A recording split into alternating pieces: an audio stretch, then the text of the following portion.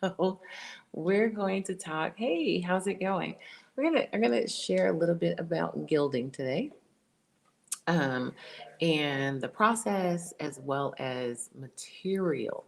Because I know a lot of times we don't talk necessarily about the process, but I mean the materials. So I'm gonna actually talk about the process, and I'm also gonna talk about the materials today.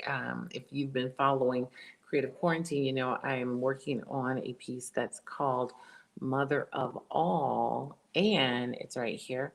I'm going to show you because I'm doing some gilding on Mother of All. So I'm going to show you guys the part of Mother of All. I'm going to lean you guys down just a little bit so you can see it. There we go. So as you can see right in here, I'm gilding this, and this is actually a 23 karat gold that I'm doing on Mother of All. And actually it's going to go throughout this entire thing. So it's going to take me a minute to actually complete this particular piece. I know some people were like, oh, are you going to be done with that in a month? I don't know. Because I have to put down metal leaf on all of these little areas. And I have to be really careful because I don't want to do metal leaf in the colors. So I have to kind of take a little bit more time and get it around. And I know I'm thinking maybe I should have gilded it and then painted it, but such is life, the decisions we make. So what we're going to do is we're going to go through this particular piece, and I'm going to show you some of the materials that are used with gilding, and how I go about actually applying the metal leaf. And basically, what I use to apply onto this is what's called a size, which is a glue, but it's not like your regular glue where it just dries and then you're done. The size actually dries and it's tacky, and then the tackiness is what you adhere your the tackiness is what you adhere your metal leaf to. So I'm going to bring that up so you can see me a little bit better.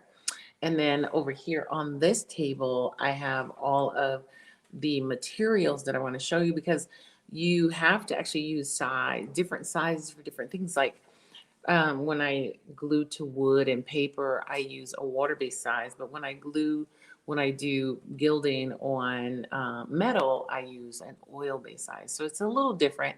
But that took some learning. I didn't just discover that overnight. I can put it that way. I had to do my research and things like that. So we're going to start over here on this table, um, with the different sizes and things like that. Like this right here, this is a water-based size, and this particular size I use, like I said, this is a water-based size, so I can use this on paper, you can use it on wood, you can use it on any of those kind of things. This particular one I didn't care for too much because it was just too watery and it just took way too many coats. But the other one, how I originally started was I would get this brand of size. This is the Old World Art size, and then the Mona Lisa one I would get. But then after a while, I stopped because I was using so much of it. These were just way too tiny. So I actually began to get the larger containers because I use a lot of size. So I get a larger container. So I order from another a company, and that way I'm able to get large containers of size. And this right here is it's called super thick, because some sizes are not real incredibly thick. It's a thinner size, like that's a thinner size.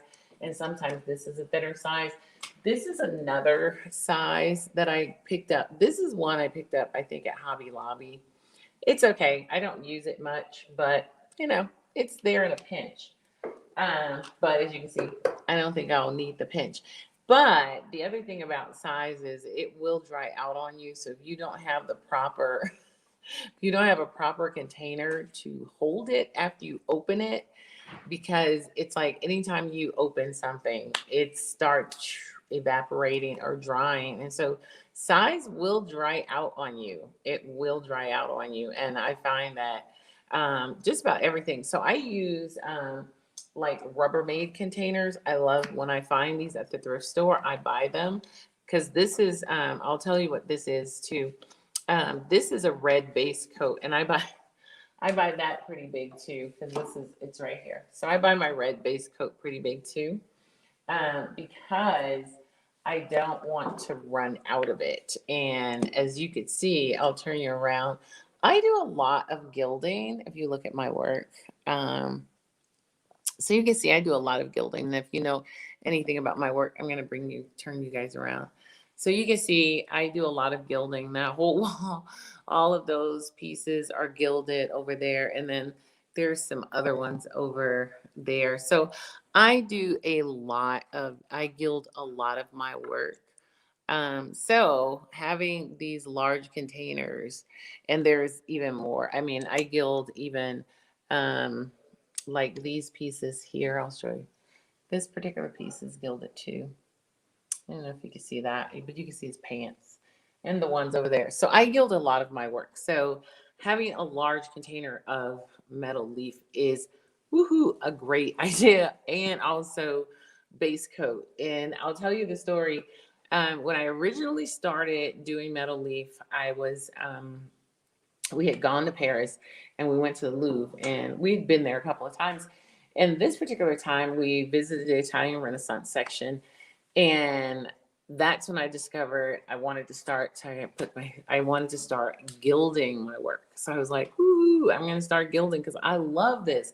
I love the halos. I loved all of the simplistic grandeur it gave. It gave this beautiful illusional effect of simplistic grandeur. So when I got back home, I'm like, I'm going to start gilding my paintings. They were very simplistic at the time. And so I thought, I'm going to start gilding them. I'm going to put metal leaf on them and all of that kind of stuff. So I get home and I'm working on watercolor paper here, not canvas, not anything that's already sealed. This is watercolor paper. Super, super, super absorbent. So I get back and I go and buy all my materials. I'm going to gild now. I go and buy all my materials and I'm starting out and I'm putting down the size, not knowing I need a base coat or any of that stuff. I didn't do that much research. So I start putting the size down and I'm like, oh my God, this isn't going to work. All this stuff is getting absorbed. And so ended up putting like size down, just tons of size down because it was just absorbing every single time. And so I ended up like putting down a lot of size. I'm like, this is not working here at all. And so eventually I figured it out that you have to seal the watercolor paper and then lay the size on top. And I found that out by using color and also a base coat. And so that's where the red comes in. And I love using the red anytime I use gold. And then I use like a blue paint or something if I'm using silver, because it just makes the silver pop. And so I like having those two colors underneath different colors. And then I like using the red under copper because it makes the copper pop. So you'll learn that different colors make different metal leaves pop and make them like just like bam.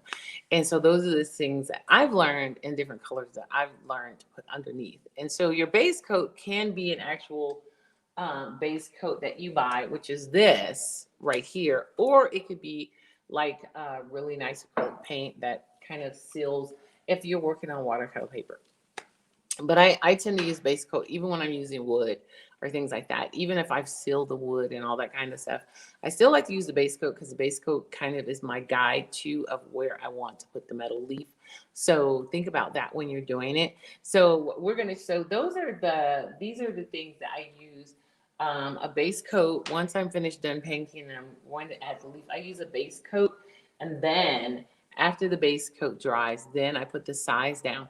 And you can, like I said, you can get different kinds of size. There is a thinner size, and then there is a super thick. I use the super thick because I don't want to have to go over it a billion times. So I do use the super thick. But always remember that size will dry out on you. As a matter of fact, I'm going to show you. But with the water-based size, and this is all the size. With the water-based size, you can. I just let this dry out way too much. Look at that. I think I showed you guys. Look at this. but I'm still able to use it. I put some water in it. And so I'm still using, I'm still getting in there using that size. But even in this Tupperware container, you can see how much the size dried out. But I've had this for, I don't know, like a year in this container. So I'm still able to use it. Whereas this right here, this is not going to dry out. So a lot of times what I do with this really watery size is I put it in and mix it with my really thick size, and that helps with it thinning out. So sometimes I just mix it. So I'll buy it because I can mix it with my other size. So the other thing is I gild on metal because I gild on my bronze pieces, which are here. This is a bronze piece. So this is a bronze. And when I first started gilding on bronze, I was using the water-based size. Don't. Don't do it. It does not work. Ba, ba, ba. No, it doesn't work. Do not use a water-based size. You have to use this right here is, you have to also use, this is an oil-based base coat too. You use an oil-based base coat and you use an oil-based size. This is the size that you use for metal. Do not use water-based size on metal. It's not a good idea. So, and I didn't open it because I'm not using it right here now, because if I open it, it'll dry out. So I don't want to start the drying process. I'm not saying it'll like poof, dry and you're done. It doesn't dry like that. But since I don't do a lot of my metal, I'm not doing a lot of metal right now, I won't open it, but I have it. And this also, you see, I don't have a big container of it because I don't use a lot on there. I'm going to show you, like, if you look over, let's see, where is it? If you look here, right there, you'll see that right there is gilded, that particular bronze piece here. Let me bring this over. Yeah, I'm doing two. If you look right there, that particular bronze piece is gilded. So that's a 23 karat gold. And I got a bronze piece over there. But this is a 23 karat gold over here. It's done in a 23 karat gold. And I like doing those in 23 karat gold, 24 karat gold, because you can put them outdoors. It can still go outdoors in that gold setting. Anything less than that, you can't put it outside. So this particular piece is done in the 23 karat gold, and it can still go outside. Most people are like, I'm not putting that outside. Totally understand, because I wouldn't put it outside either, but you have that option if you'd like to put it outside. I like to give people that kind of option. I don't know if they want to put it outside. So we're going to look at some metal leaf now. So I'm going to push these back. So those are all materials. And then somebody asked me the other day if I seal my work, and I do. I seal my work. I do use a sealer. This right here is a small one, but I normally buy a really large metal leaf sealer. You can seal it with what is it, like gel medium and things like that, but I always seal it with a regular metal leaf sealer. I just believe in using the proper materials for the proper things. So I use a metal leaf sealer. So I'm going to bring you over here because we're going to look at some metal leaf. I'm going to bring this one over. So let's look at some metal leaf now. So I'm going to angle you guys down. I have two. I know I do two cameras. Yes, I do two cameras. So we're going to look at some metal leaf, because metal leaf comes in lots and lots of color. And I like getting a lot of color. I like using a lot of color. Oh, hey, Karen. I like using a lot of color, and I like just experimenting with different colors and different things. And as you can see, this right here, you see this crown. I did this crown recently, but I did some resin on it. I found this out in my out near the creek in my backyard, and I used metal leaf on it. And so this is all a 23 karat gold, and it's also resin.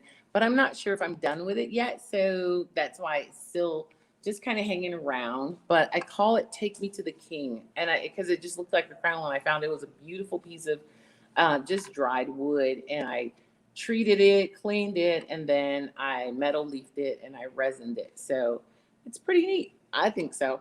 So we're gonna put that over there. And so we're gonna go through and look at some different metal leaf and metal leaf pattern. And I order a lot of metal leaf. I order from a place called LA Gold. Sometimes I'll order off. Sometimes I'll order off. What is it? Amazon, because I can get it in a bulk. The Dutch metal, not the 23 karat gold. I'll order some Dutch metal. So the difference in sizes. So I'll show you. This right here is huge. And I used to get these at like different stores for a lot less. Can you tell me which ones you want me to send you? And so I used to get these at the store for a lot less, but now it is so expensive to buy these in like a regular store. I just order all of my metal leaf online because this regular stores are charging way too much money. So let me bring this over because I want you to see the difference in this too. Hold on. So as you can see, I have a lot. I have a lot of metal leaf. And I do because I buy a lot of metal leaf. And that's because I like using I don't like to not have what I need when I need it. So, but before I show you the metal leaf, I'm going to show you some of the brushes I use. Like you have to varnish. You have to varnish your metal leaf and when you put it down. So this is just a brush that I had at home, but I use it as my varnishing brush. I love this brush. It's all one size. And so when I brush off the leaf, this is a great brush for that. This right here is my gilding brush. So I don't always have to use this. Whatever you, I don't always have to use this brush for this bigger metal. I don't. This is a Dutch metal. It probably has copper and zinc and all that kind of stuff in it. And you can pick this up and it won't. You know, it's like this is very. You can pick it up. It's light as a feather, but that it won't break or tear on you. This is another brush that I use to pick up metal leaf to move it around. But I tell you, this stuff will blow away.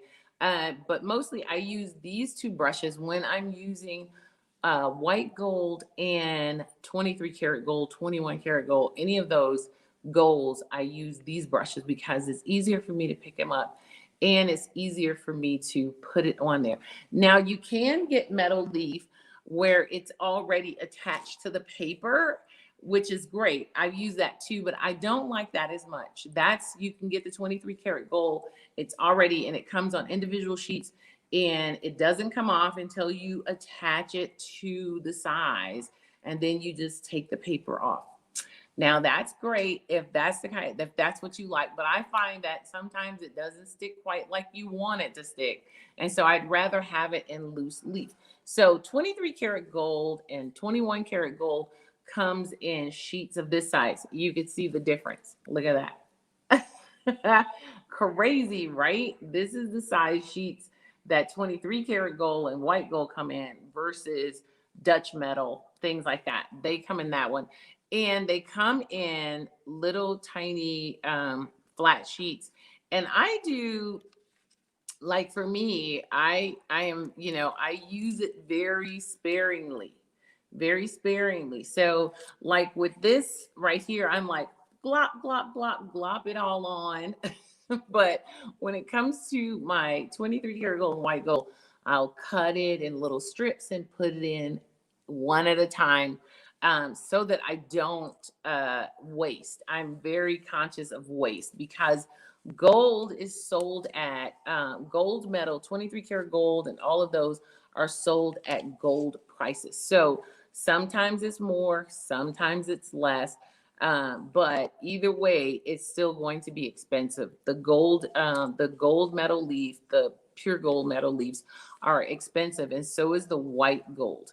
So, and this is like the white gold is a 12 karat white gold, but you're still going to pay some pretty good money for your white gold and your 23 karat gold. So I normally buy those at the LA Gold because LA Gold sells everything. And that's what I love. I don't have to hunt around. But like I said, if you're going to buy any of those golds, they're going to be at gold prices. The other thing is that I like to buy at LA Gold, like this is a copper. I love copper, so I buy a lot of copper.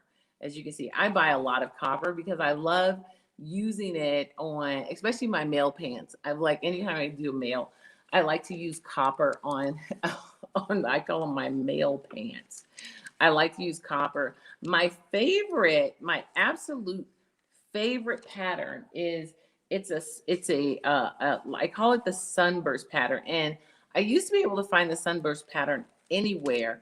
This is a part of the sunburst pattern. I don't know if you can see it. I'm going to show you. That's a part of the sunburst pattern. And I used to be able to find the sunburst pattern everywhere.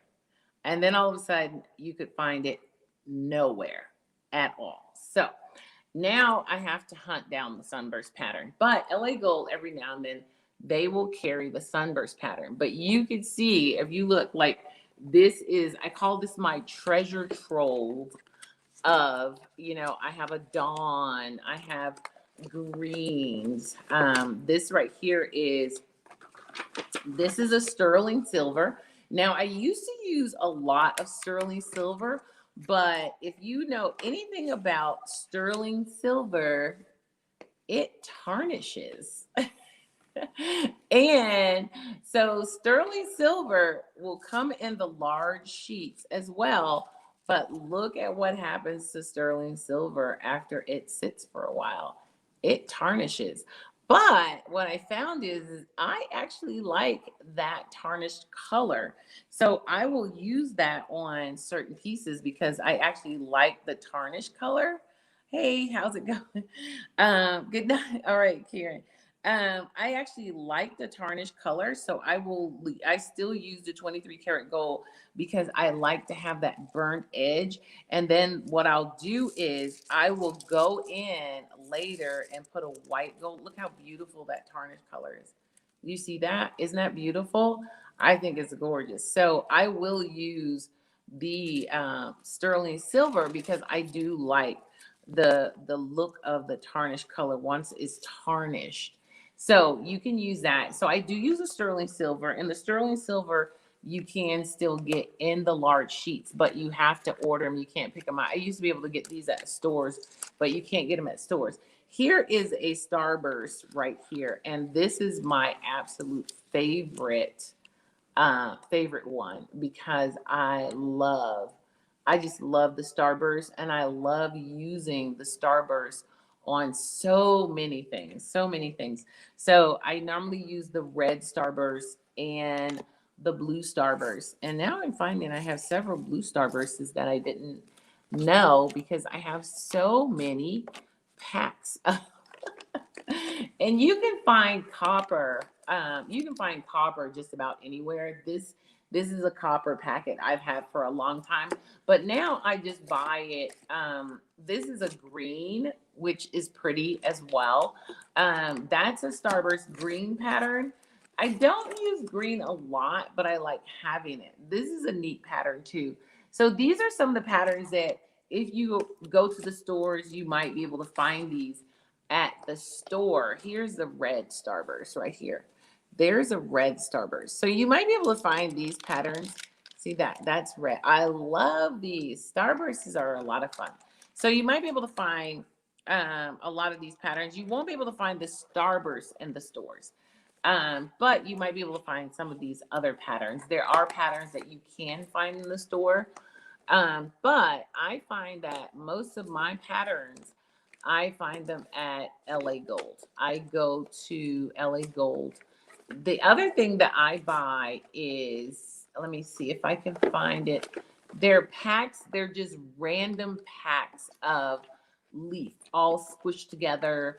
And sometimes I use those and I'll just put them, there's a 20, see that's 23 karat gold. So you can buy it, like I bought it like this, but this is actually from a store. I can't remember what store I bought it from, but you can see it's still just the tiny pack. So, and I'm glad I found that because I didn't think I'd have enough for this piece. So you can find the 23 karat gold at different stores.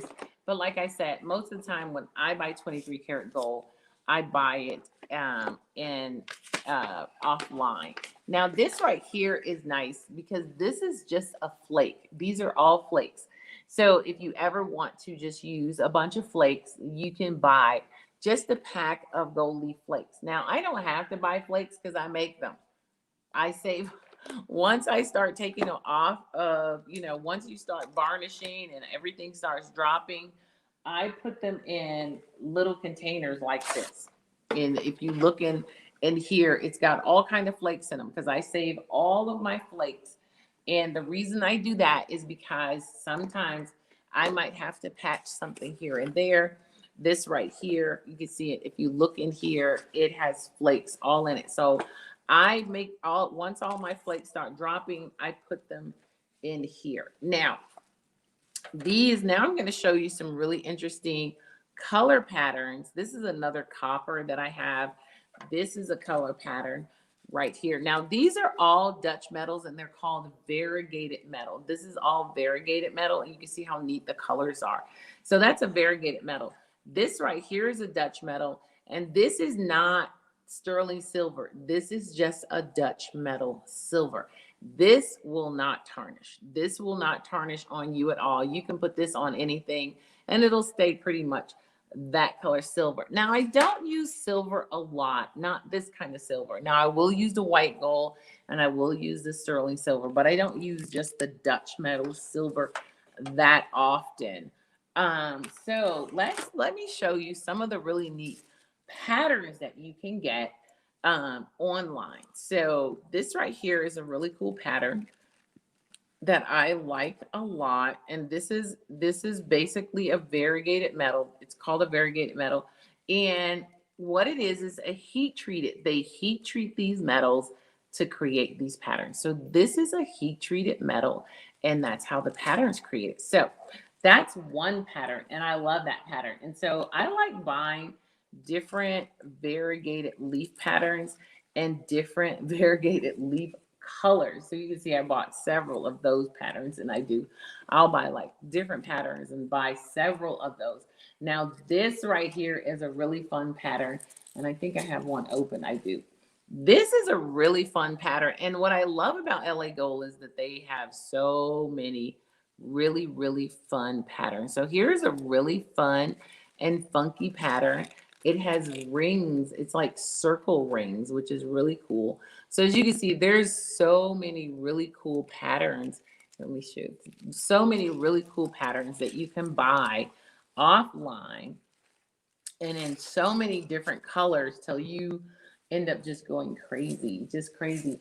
Now this right here, hold on, let's get this color and then I'm going to show you what this big giant box is. So here's another pattern, which I thought was kind of neat, this pattern. But this is a pattern that you can actually get at any store. This pattern, this pattern you can pretty much get at any store that you want. So that actually came from a store, I think. Now, a lot of times when I want to buy in bulk, like I'll buy Dutch metal gold in bulk. So I'll buy like 100 sheets and you can buy that online and it'll come in like a box like this. It'll come in a box like this, or it'll come like this. And then all of these, this is my copper. This is gold. So this is a Dutch metal gold. And I just bought this big entire box of it because I use the Dutch metal gold a lot. And this is too. But bear in mind, it is different colors. So when you buy it, you definitely want to make sure that you're using similar batches. I'm trying to see. I think these two are the same color. But when you buy it, the golds are not always the same. So definitely when you're using it, make sure you use the same batch because you'll end up with a lighter gold and a darker gold or this kind of gold and then that kind of gold. So definitely make sure that when you use your gold that I'm trying to see if I can find because it's happened to me before where I've had two different kinds of gold. So just make sure that you use the golds from the exact same batch because a lot of times the golds are not the same.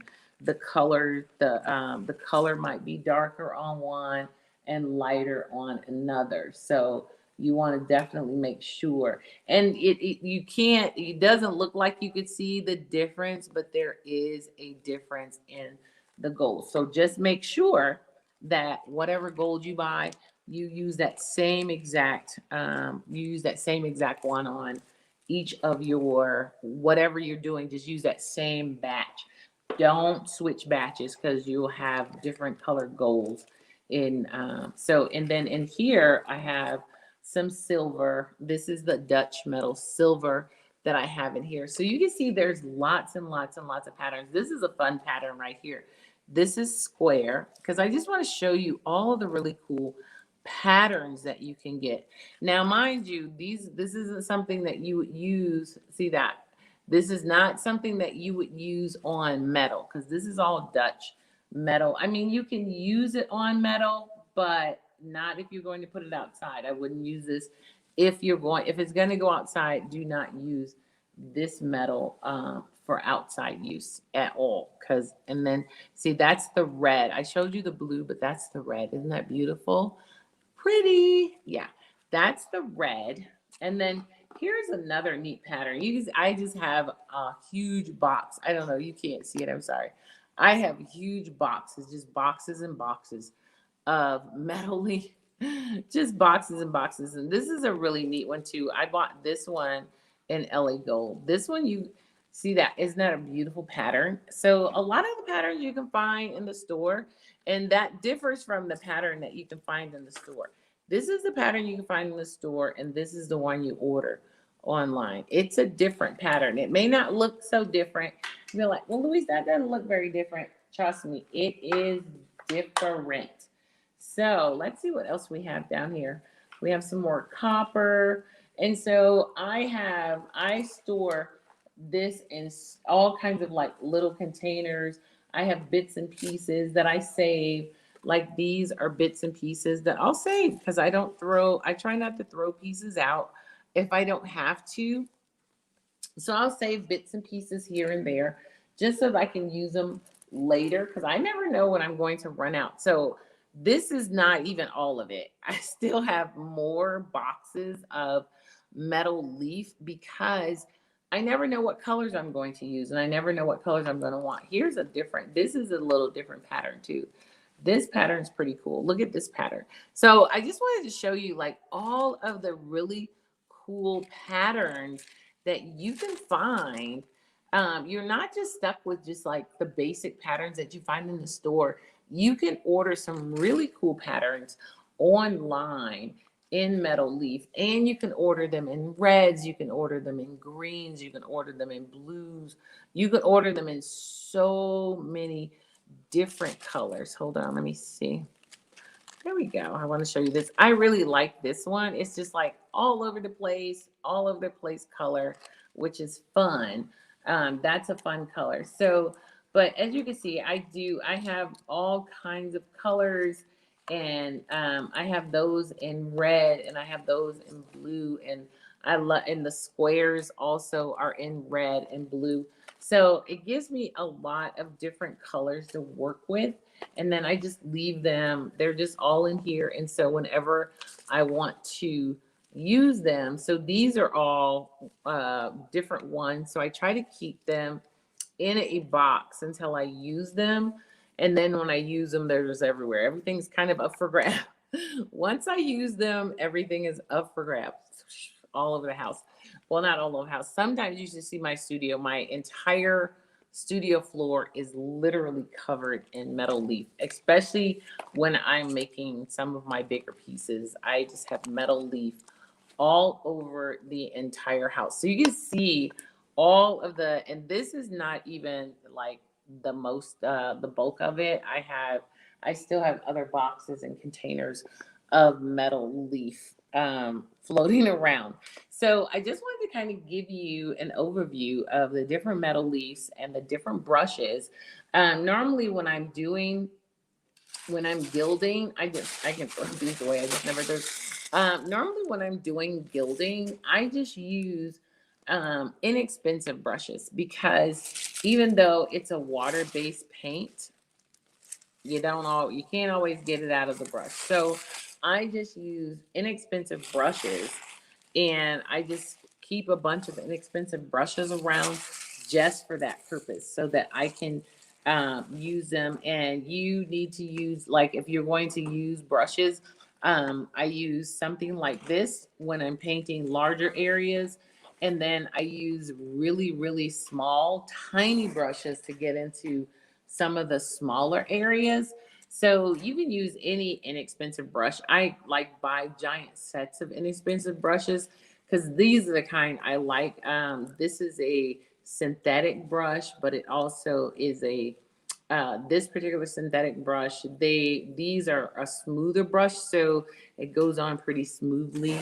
And then I do use sometimes if I don't want to throw my brushes out, I'll use a cleaner, whether it's terpenoid or something like that, and just leave them sitting in some terpenoid. Sometimes I forget, and then it's over. It's just over because it all dries out. The terpenoid dries out, the brush dries out, everything.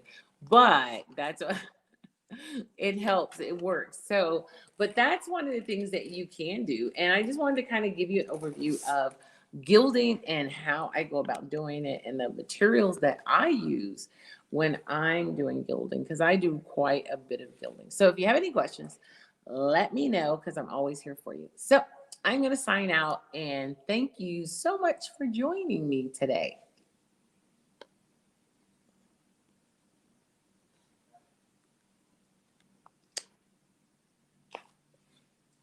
Bye.